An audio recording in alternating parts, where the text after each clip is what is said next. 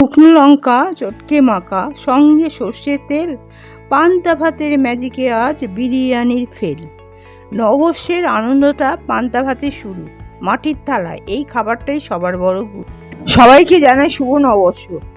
পয়লা বৈশাখ মানে নতুন জামা, হালখাতা আর তৃপ্তি করে বিবিধ পদ দিয়ে পান্তা ভাত খাওয়া। নতুন বছরের প্রথম দিনে হাজার পদের বিরিয়ানি, পোলাও, কালিয়া একদিকে আর বাঙালি প্রাণের পান্তা ভাত আরেকদিকে। আজ এই গরমে জিভে জল আনা এবং নববর্ষ স্পেশাল পান্তা থালি সাজিয়ে দেখাবো আপনাদের। প্রথমেই থাকছে সর্ষে তেল, ভাজা পেঁয়াজ ও শুকনো লঙ্কা দিয়ে মাখানো ঝাল ঝাল আলু ভর্তা। পান্তার স্বাদ দ্বিগুণ করতে স্বাদে আছে সুস্বাদু চিংড়ি ভর্তা। মাছে ভাতে বাঙালির জন্য থাকছে মচমচে কাতলা মাছ ভাজা, আর তার সাথে থাকছে কুরকুরে মোরলা মাছ ভাজা। ঠান্ডা ঠান্ডা ভাতে ভাজাভুজি বিভাগ থেকে থাকছে পেঁয়াজি আর বেগুনি।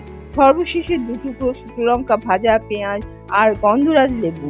এটাই তো বাঙালির আসল বিলাসিতা। প্রথম গ্রাসটা যখন মুখে পড়ে তখন মনে হয় বছরের শুরুটা এর চেয়ে ভালো হতেই পারে না। জগতের সব সুখ যেন এই থালিতে বন্দি। বৈশাখের রোদে তেজ যতই বাড়ুক, পান্তা ভর্তার এই শীতল পরশেই বলে দেয় কি অপূর্ব।